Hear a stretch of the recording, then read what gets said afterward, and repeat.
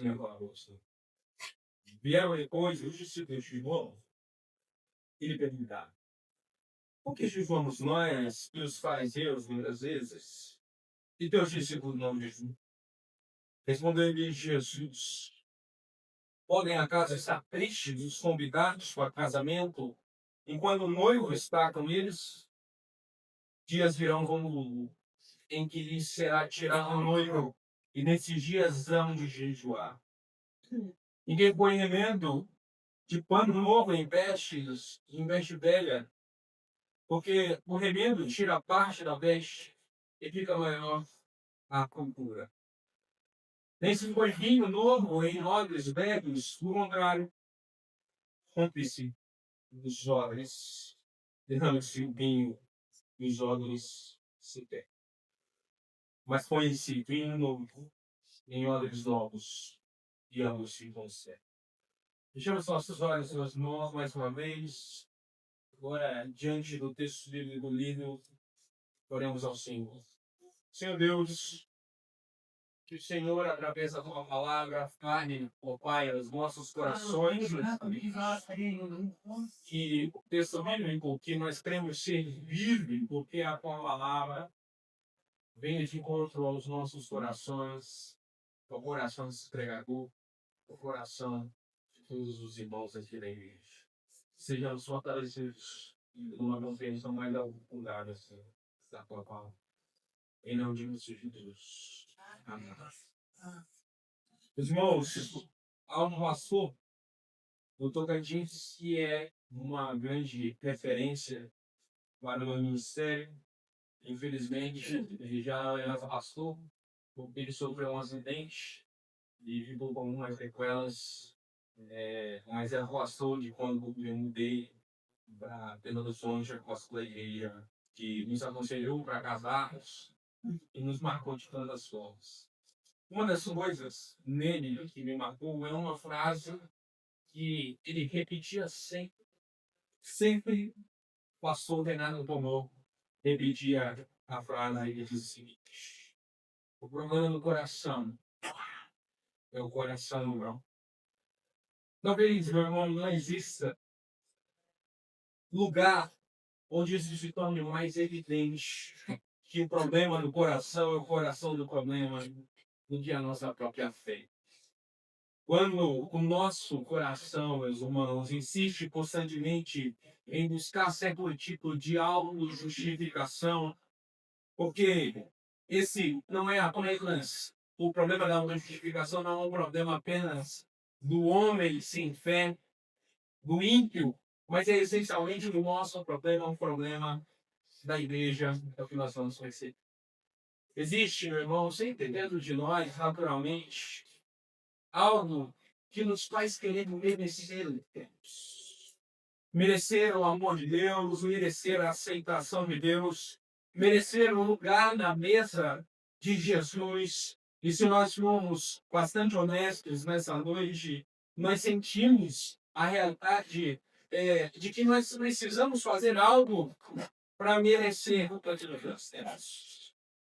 Nós sentimos, meu irmão, quando pensamos que depois de uma semana boa, depois de uma semana em que nós conseguimos fazer as nossas devocionais todos os dias, depois de uma semana em que você não faltou na igreja, depois de uma semana como essa, de aparente sucesso de merecimento, você e eu, muitas vezes nos sentimos, nossa, agora Deus certamente da próxima domingo, porque eu fiz por merecer. Nós sentimos também, e essa é outra face da moeda, quando nós falhamos na nossa vida, na nossa semana, nós sentimos muitas vezes que diante da nossa falha, Deus está de alguma forma distante de nós e nós precisamos compensar. A sua distância é a nossa falta de merecimento. Nós sentimos quando transformamos, meus irmãos, nossa vida espiritual em uma tentativa silenciosa de provar que, de alguma forma, nós somos dignos de tudo aquilo que nós recebemos do nosso Deus. É exatamente por isso, meu irmão, que a graça nos confronta tanto enquanto homens, enquanto humanidade que somos, porque a graça nos coloca diante de uma verdade que é desconfortável para qualquer coração humano. Nós não temos nada para oferecer. Não tem nada que eu e você podemos fazer para conhecer esse Deus. Se nós lembrarmos do nosso texto anterior, nós vimos Jesus sentado à mesa com pecadores, nós falamos sobre isso. E aquilo que nos encanta até certo ponto, que é o fato de Jesus sentar na mesa com pecadores, nos faz agora perceber, quanto nós olhamos com mais cuidado, que é exatamente também aquilo que nos incomoda tanto em relação à fé. Porque aquela mesa, meus irmãos, na mesa de Jesus, não estão aqueles que merecem. Na mesa de Jesus, não há espaço para autojustificação, para autojustiça. Na mesa de Jesus estão exatamente aqueles que reconhecem que nada podem fazer para ter aquilo que Deus nos oferece. E talvez esse seja exatamente aqui que o nosso coração que haja, porque no fundo nós ainda queremos que Deus nos dê algum tipo de critério para que a gente consiga preencher algo minimamente mínima, para que então nós possamos de alguma forma alcançar o merecimento de estar com os inimigos. Alguma forma, algo que nos faça dizer, eu também tenho algo a apresentar diante do Senhor. E talvez, meu irmão, seja exatamente esse ponto que nós precisamos enxergar na história. Porque é muito fácil para nós olharmos os fariseus e enxergarmos os erros daqueles religiosos. Mas você há de concordar comigo que é muito difícil perceber que mesmo o coração, que a mesma auto-justificação, que a mesma busca por merecimento também muitas vezes se faz nós. E mais, meu irmão, é possível nós irmos um pouco além, e é exatamente esse o movimento aqui de Mateus, um pouco além do que os corações farisaicos. É possível ser alguém sério diante de Deus, comprometido com o Evangelho, disciplinado. É possível ser alguém que ora, que busca, que se esforça, mas ainda assim continuar preso a uma lógica do merecimento. Há uma lógica na autojustificação. Porque a autojustificação não desaparece quando nós, de alguma forma, amadurecemos a fé. Ela, na maioria das vezes, se torna um pouco mais sutil nos nossos corações. Mas se você e eu percebermos muito bem, olharmos bem para dentro de nós, certamente nós vamos perceber que, vez por outra, ela está lá. Ela está lá, conduzindo os nossos passos, distorcendo as nossas perspectivas. Ela deixa, em algum momento, de ser algo visível, mas nós sabemos muito bem que continua a ser algo silencioso dentro das nossas práticas, dentro daquilo que nós fazemos diante desse vírus. Naquele tempo, meus irmãos, no tempo em que Mateus escreve, nós percebemos que o jejum descrito no texto que nós lemos nos mostra exatamente esse movimento de autojustificação. Nós não estamos simplesmente diante de uma prática espiritual, de um símbolo devocional, mas nós estamos diante de um sinal visível, muitas vezes de seriedade daquele que jejua diante de Deus, algo que de alguma forma comunicava, ainda que implicitamente, ainda com seriedade, continuava a comunicar no coração a realidade profunda do merecimento, dizendo, olha, eu me nego. eu me sacrifico. Eu estou fazendo a minha parte. De alguma forma, meus irmãos, muitas vezes nós fazemos a mesma coisa que Marcos faz nos dias de escrever. Talvez nem sempre a realidade do envelhecimento apareça nas nossas vidas com o jejum, mas certamente aparece em outras coisas.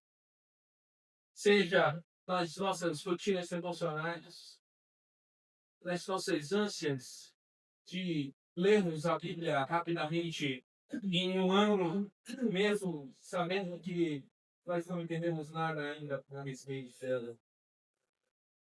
No nosso serviço, eu vou à igreja, eu sirvo as sociedades, eu faço determinada coisa, determinado serviço para que de alguma forma Deus, diante desse meu favor, me ofereça alguma coisa.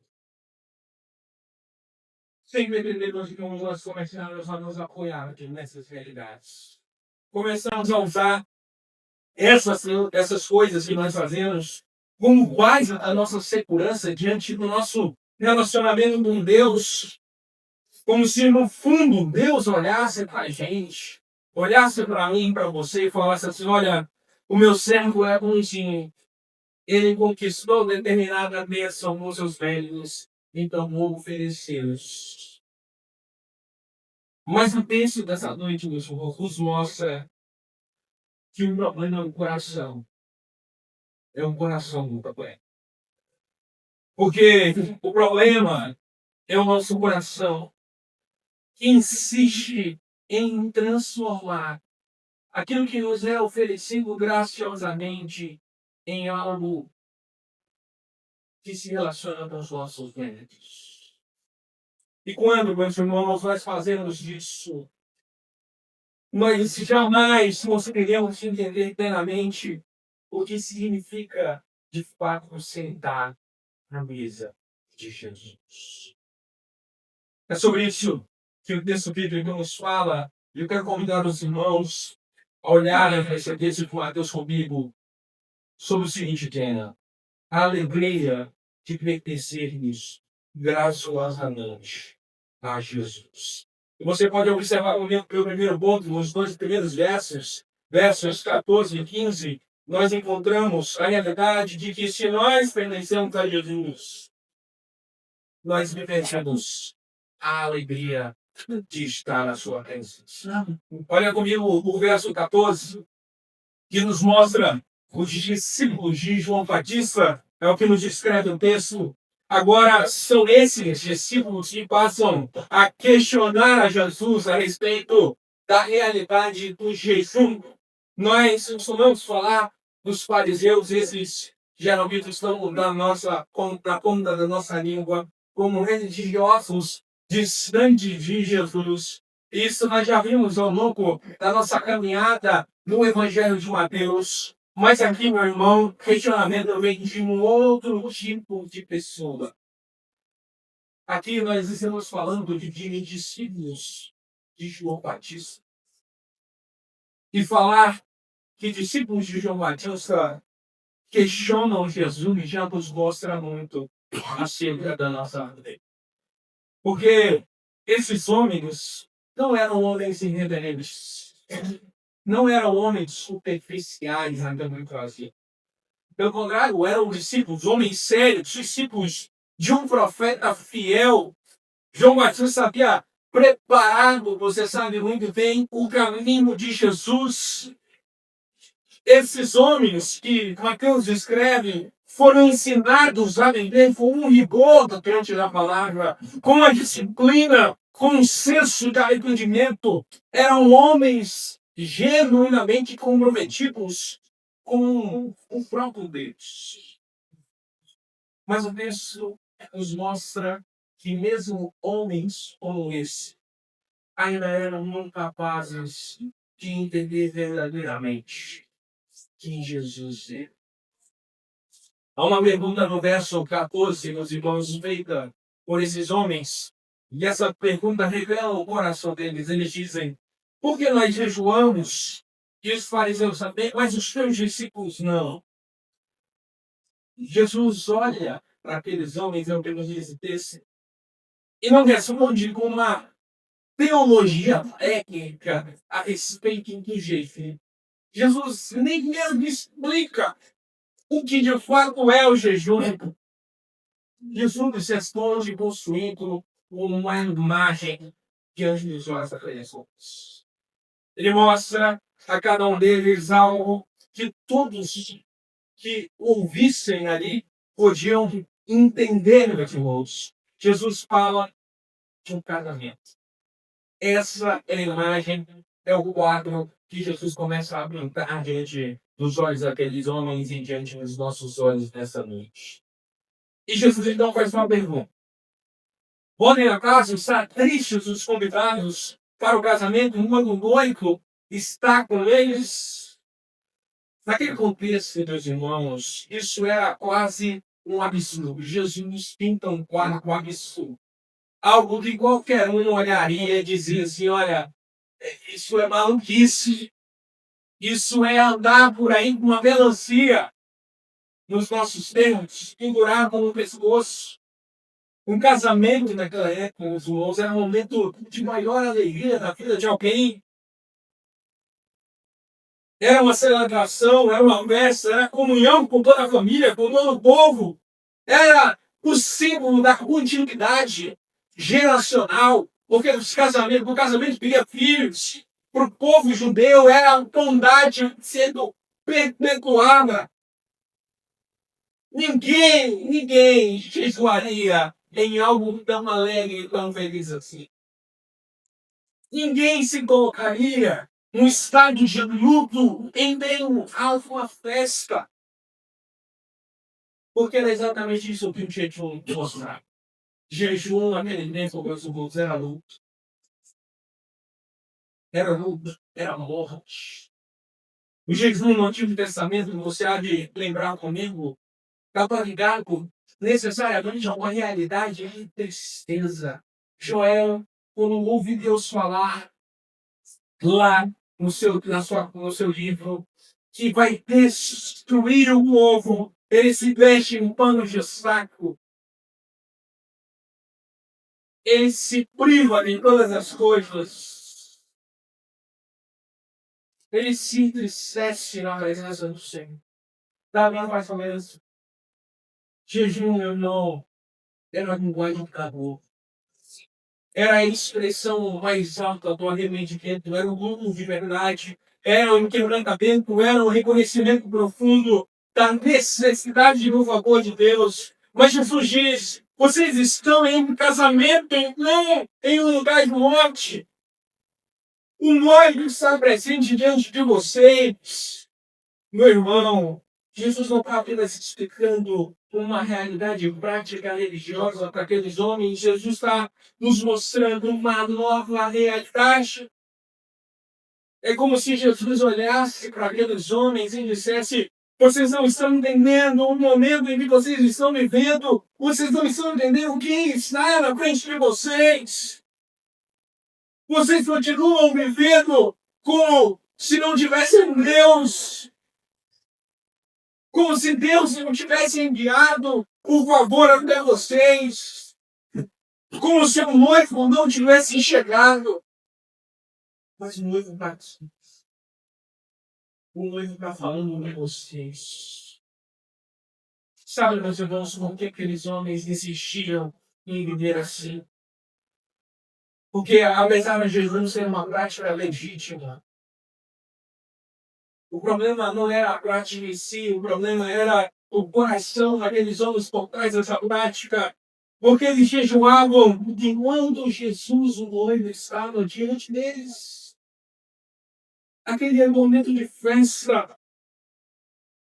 Eles estavam tentando demonstrar certo tipo de devoção, mas não eram capazes de perceber que a sua devoção era ignorada.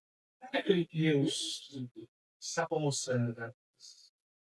Aquilo que o próprio Deus estava fazendo diante deles. Nós já vimos até que Jesus fazia diversos milagres. Esses homens viviram cada um deles, mas que ainda eram mesmo que três incapazes de perceber que já tinham vindo e precisavam de Jesus.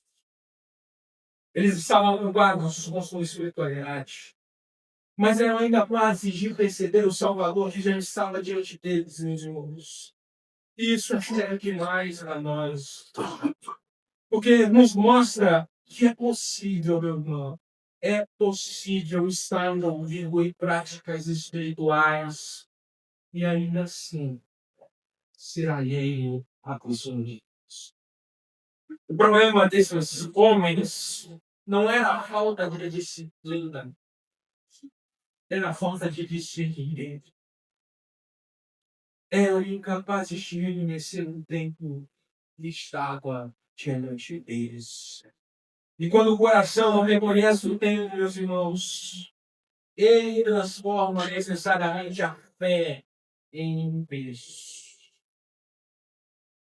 Eu quero te dizer nessa noite que se te faltar discernimento, ainda que você seja o maior religiosos no nosso meio, a fé vai deixar de ser um objeto de graça, da graça de Deus na sua vida e vai se tornar assim um peso.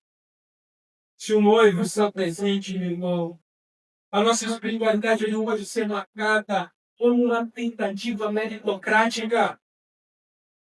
Não pode ser uma espiritualidade marcada pelo merecimento.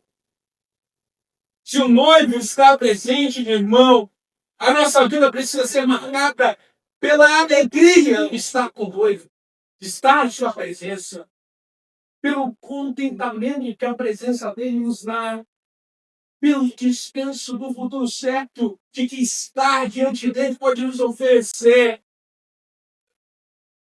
Porque nele, meus irmãos, no noivo, em Jesus Cristo, nós já recebemos tudo que precisamos.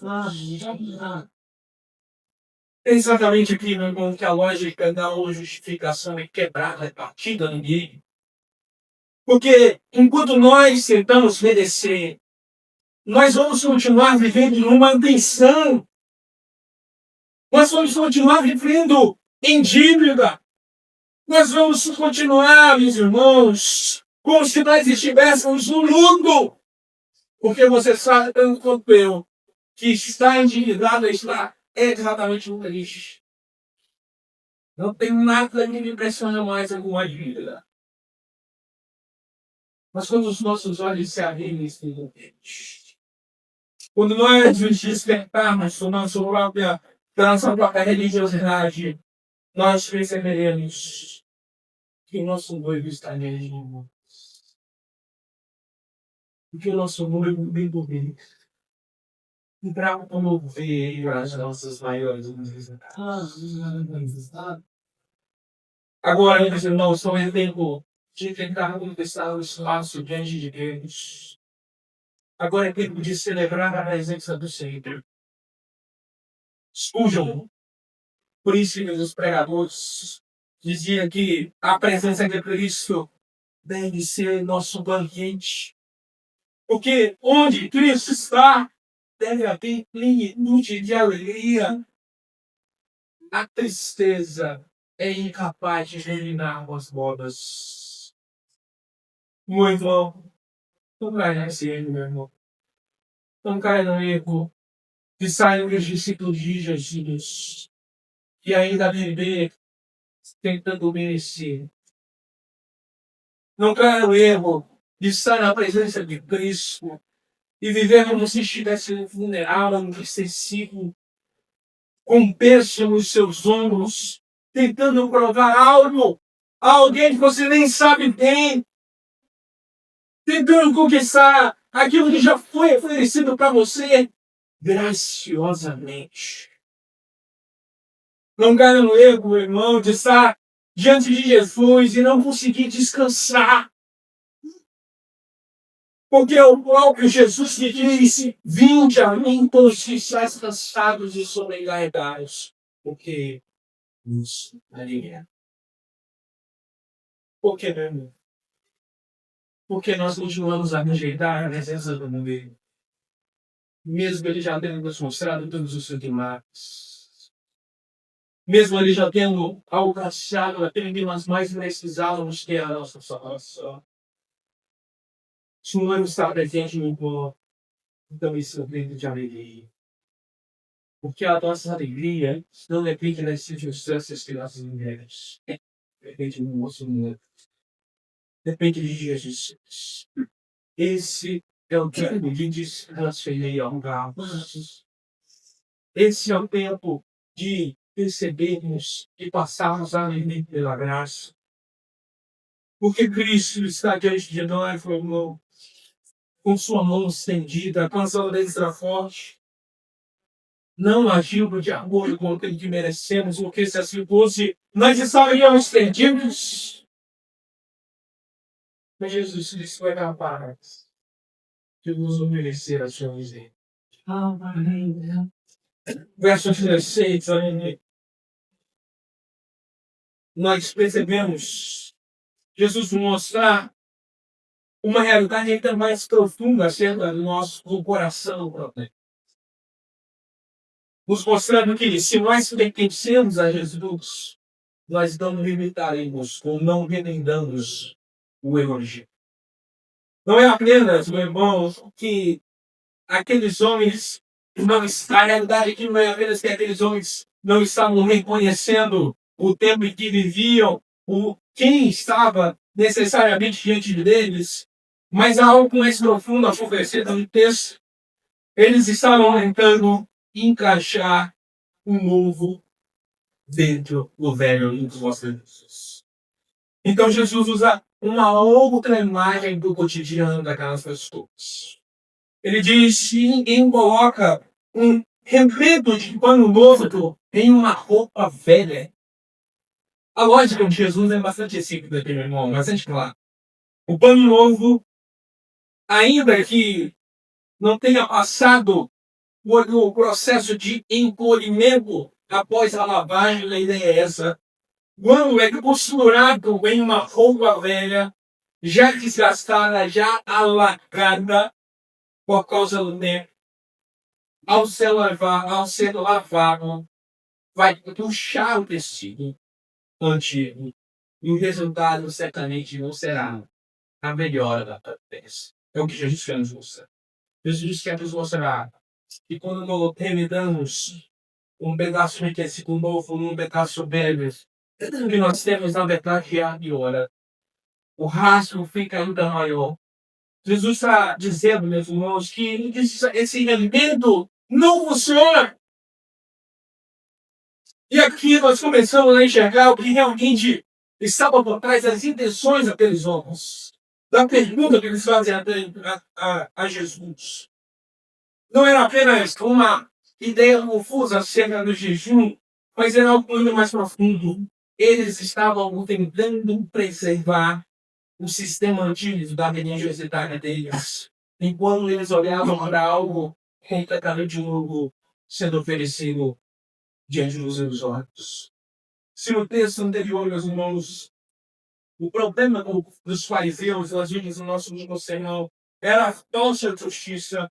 Agora, nós estamos diante do Evangelho de Mateus, diante de discípulos de João, e esses discípulos tentam manter a mesma estrutura religiosa diante de Jesus.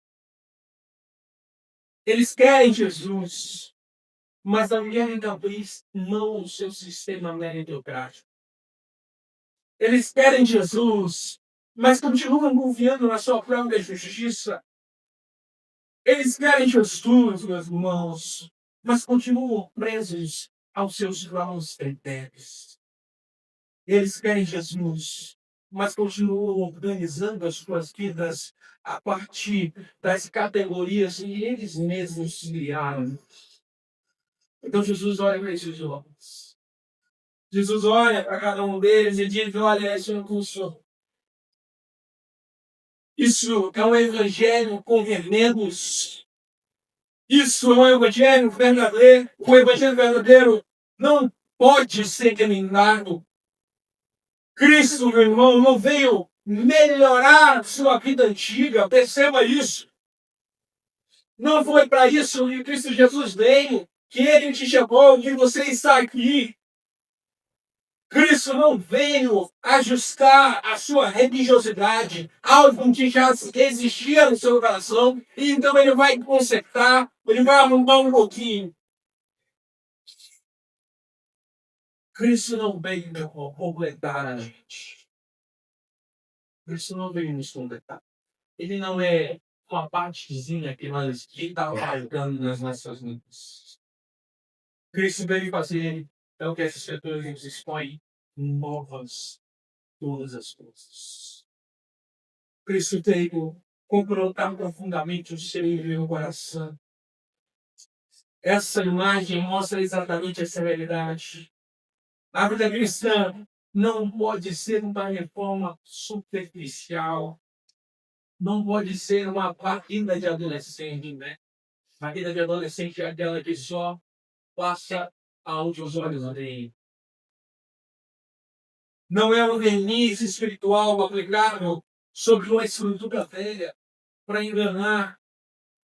Não é dar uma aparência nova para algo que, no fundo, sabemos que continua perigoso. O Evangelho, meus irmãos, não é uma filosofia que, de alguma forma, dá respostas a determinados conceitos que nós já temos para a organização da nossa vida. O Evangelho é uma transformação radical. Porque uma das formas mais comuns de ter a fé é exatamente essa: tentar adicionar Jesus ao que você já é, ao que ele é. Talvez esse seja o primeiro passo que todos nós damos. Nós conhecemos a Jesus, então tentamos ajustá-lo à vida que nós já temos. Nós enxergamos Jesus, nós gostamos de Jesus, nós nos aproximamos de Jesus. Então, já que a gente gostou tanto, a gente tem que encaixá-lo de alguma forma na nossa rotina, na nossa dieta, na nossa forma de viver, na nossa identidade. Mas tentar encaixar Jesus, meu irmão, não é necessariamente dizer para ele que nós não queremos abrir mão das coisas. Abrir mão do nosso controle. Abrir mão da nossa autoconfiança. Abrir mão da nossa própria justiça. Talvez você esteja aqui, meu irmão, com o tempo da igreja. Talvez você esteja ouvindo diversos sermões, participando de algumas coisas, sendo útil até no nosso meio. Talvez você goste desse ambiente, das pessoas que você tem aqui, você até as tem como amigos. Talvez você goste da equipe de música, da mensagem. E talvez no seu coração você esteja pensando: eu vou acrescentar isso na minha vida. Eu preciso te dizer com clareza nessa noite: é impossível. É impossível que você simplesmente acrescente essa realidade aqui.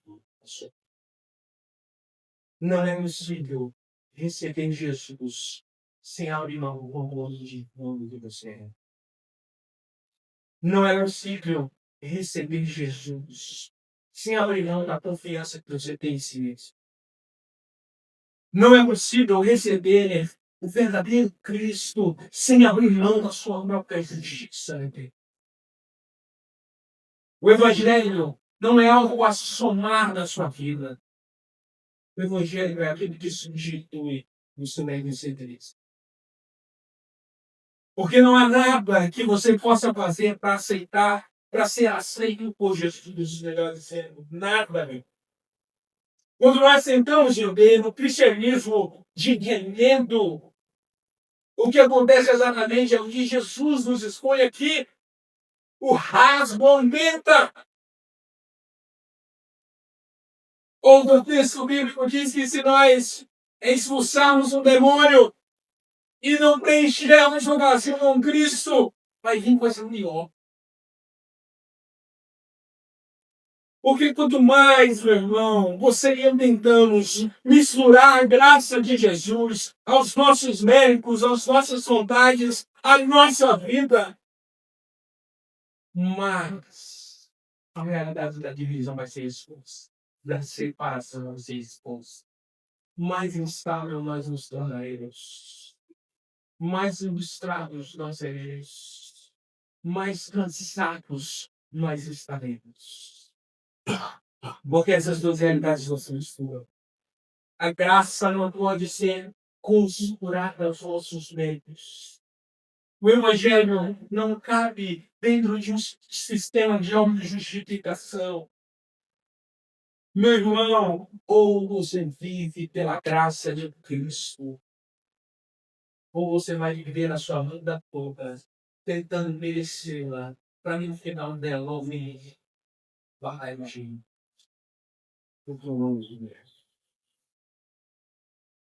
Jesus nos manda a representar a realidade não vale menos.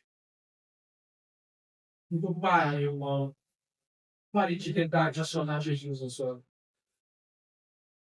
Pare de tentar melhorar a sua espiritualidade mantendo níveis muito baixos. Você não pode pegar o Evangelho e encaixar dentro do seu jeito antigo de viver, irmão. Pare com isso, irmão, a tempo.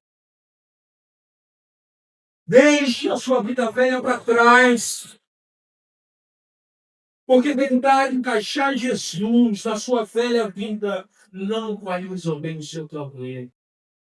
Quando a bola de chegar, o Senhor virá.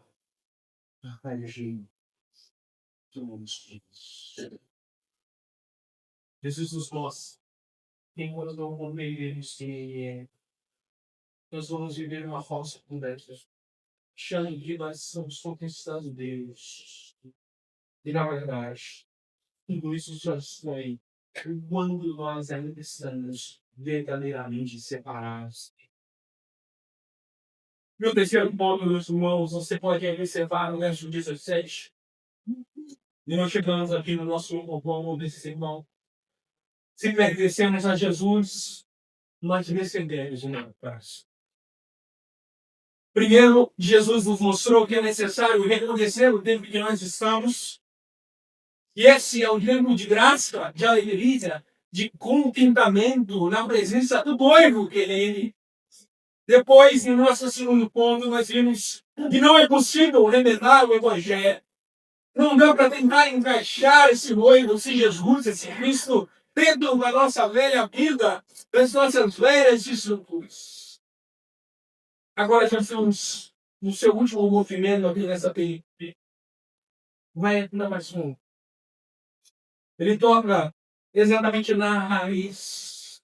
E a imagem que ele nos dá agora é de um vinho novo em odres eternos. Meu irmão, aqui é um contexto. O vinho novo estava. Ele tinha o seu processo de fermentação, a gente não sabe muito bem. Isso significa necessariamente que ele haveria de liberar gases, de se expandir, de fazer com que a pressão do seu recipiente aumentasse. E essa pressão exigia algo muito específico, elasticidade do seu recipiente. Por isso, o vinho é colocado em odres. Odres eram recipientes feitos, os irmãos sabem, de pele de animal, geralmente de couro, usados para armazenar esses líquidos. E aqui está exatamente o nosso. Um odre novo ainda era flexível. Ele conseguia se expandir. Ele suportava o movimento do vinho. Mas um odre velho, um odre já havia sido usado, já tinha se esticado no seu limite, havia perdido a sua flexibilidade. O resultado era que quando se colocava vinho louco em um odre velho, o odre necessariamente se derramava, se perdia então o vinho. Jesus está dizendo, meus irmãos, algo bastante simples e claro a nós. O problema não é o vinho que é colocado nas nossas mãos. O problema é o coração. O problema são nós. Porque agora Jesus não está mas simplesmente falando das práticas que nós executamos, nem mesmo somente das estruturas em que nós estabelecemos nas nossas vidas. Jesus está falando agora de natureza. E por isso que o problema fica mais profundo. Isso se conecta mais profundamente com aquilo que nós estamos construindo a partir do capítulo 8 de Mateus.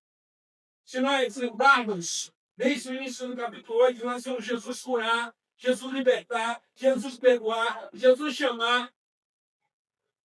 A evidência de quem Ele é foi colocada diante de nós, diante de todos os nossos olhos. Mas ainda assim, eu e você continuamos a achar que essa mensagem é para outra pessoa e não para nós. Ainda assim, nosso coração continua resistente, ao ponto de achar que aquilo que Jesus nos mostra no Evangelho de Mateus não é real. Por quê? Porque o problema não foi a falta de evidência de Jesus Cristo em eles. O problema sempre foi o ser no meu braço. É exatamente isso que Jesus está nos mostrando quando nos mostra ainda mais este quadro. O Evangelho não está aí em um coração bem cuidadoso. Não está. Odres velhos são a representação do coração que ainda não foi regenerado por Cristo. O coração que ainda é preso ao própria justiça, à sua própria lógica, ao seu próprio controle. O vinho novo, meu irmão, representa a realidade do reino de Jesus incorporado por Ele e estabelecido por Ele. A graça, a vida nova, a presença de Cristo, vive, expansivo, transforma todos. Jesus está dizendo, se você tentar manter o seu coração antigo e ao mesmo tempo receber o Evangelho, o resultado será a cobertura. Você não vai suportar. Porque Jesus, meu irmão, não está chamando aqueles homens simplesmente para um ajuste nas suas vidas. Perceba isso. Jesus está chamando aqueles homens e está chamando eu e você nessa noite para algo mais profundo. Jesus está dizendo para aqueles homens aquilo que disse para mim também. É necessário nascer de novo. É necessário um Se nós permanecemos ante Jesus, meus irmãos, nós não apenas mudamos as nossas práticas, nós não apenas assumimos certo tipo de religiosidade, nós não apenas ajustamos os nossos comportamentos, nós recebemos uma nova natureza em Cristo. E isso nos confronta diretamente, meus irmãos, diretamente à forma que muitas vezes nós pensamos a sério na nossa vida cristã. Porque sempre que nós pensamos acerca da nossa fé é em termos de disciplina. Eu preciso melhorar certa coisa, eu preciso me esforçar mais em determinada situação, eu preciso ser mais constante na igreja. O Jesus está dizendo que pelo Evangelho não é exatamente essas coisas. Vida cristã, meu irmão, não é, em primeiro lugar, uma realidade prática. Não é, em primeiro lugar, uma realidade de disciplina. Vida cristã é, em primeiro lugar, uma nova natureza. O problema, meu irmão, não é que você e eu fazendo isso pouco para Deus. O problema é que sem um novo coração, meu irmão, eu quero que você ouça. Sem um novo coração, nada que eu e você fizermos será capaz de sustentar para Deus salvação. O Evangelho não é algo que eu e você devemos segurar com os nossos esforços. O Evangelho é algo que nos transforma pela graça. E daqui a pouco eu disse. Porque Jesus não apenas exige de nós um novo coração, como ele está fazendo aqui. Jesus também é aquele que nos oferece um novo coração. Ele é aquele que é capaz de transformar o seu óleo. Ele é aquele que é capaz de fazer novas todas as coisas. Não porque eu e você vamos conseguir, ao longo dessa semana, nos ajustar todas as exigências que nos é proposta, mas porque fomos transformados por algo que nós merecemos. É graça.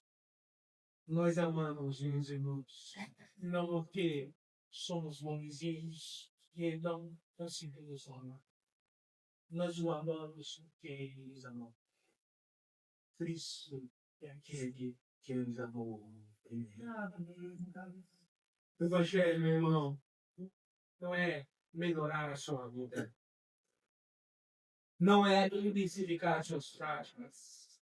Tudo isso é simplesmente consequência de algo que somente Cristo pode fazer em mim e você. Quer nos dar um novo coração. Porque somente um novo coração é capaz de receber, sustentar e viver a realidade do Evangelho. Sem isso, eu não vai se envolver.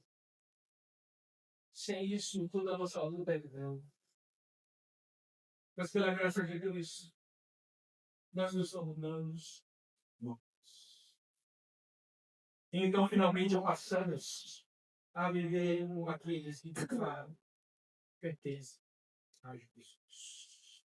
Eu quero concluir dizendo, meu irmão, que Jesus ao responder a esses homens, não apenas corrige uma prática religiosa, mas aponta para algo que ainda viria. Ele diz: o noivo será retirado. E essa frase, meu irmão, carrega um peso profundo para nós, porque ela nos leva diretamente para a cruz do Calvário.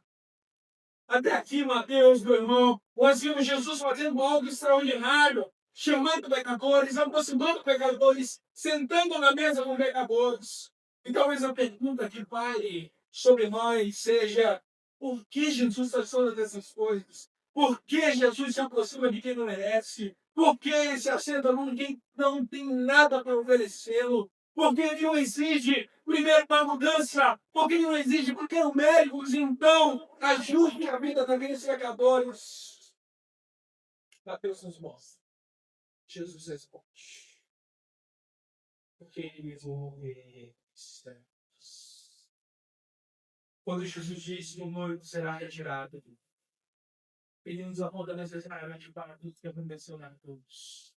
No momento em que o nosso noivo tomou sobre si, como diz o profeta Isaías, todos os nossos dias.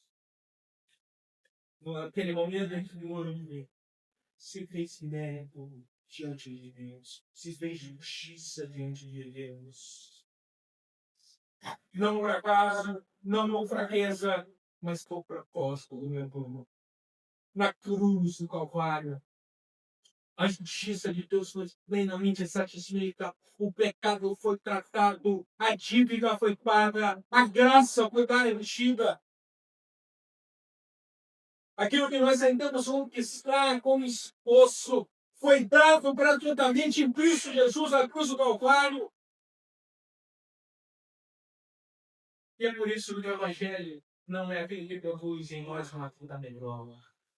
O Evangelho é aquele que produz em nós uma nova. É nova vida, meus irmãos. E isso nos traz de volta ao ponto central de tudo que nós temos justiça dentro.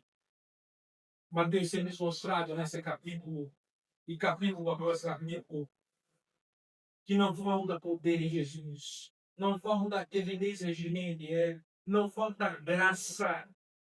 O problema do coração sempre foi o coração do problema.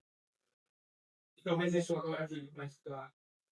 Porque o problema é que nós, eu e você, precisamos ser deles nós. Porque somente quem tem o coração pode reconhecer esse mundo. Pode abandonar os seus inimigos. pode viver uma vida alegre na graça. E essa é a boa notícia do Evangelho. Né? Aquilo que Jesus nos exige, Ele mesmo nos concede gratuitamente. O noivo foi tirado para que hoje eu e você pudéssemos ser recebidos na presença de nosso Deus. Recebidos não pelos nossos méritos, mas pelo graça. E meu convite para você que me ouve nessa noite é seguindo. Reconheça que você precisa somente para o funcionar. Reconheça que aquilo que tem que acontecer na sua vida, no seu coração, somente Cristo pode fazer. É necessário a nossa vida. Também nessa noite de Jesus. Esteja te chamando na nossa vida. Reconheça isso. Ouça a voz do Pai. Enquanto bem orado. Que eu não penso noite. Me dirão lá. Que esteja lá. Naquele que se vamos estar. Fecha os nossos olhos. Oremos.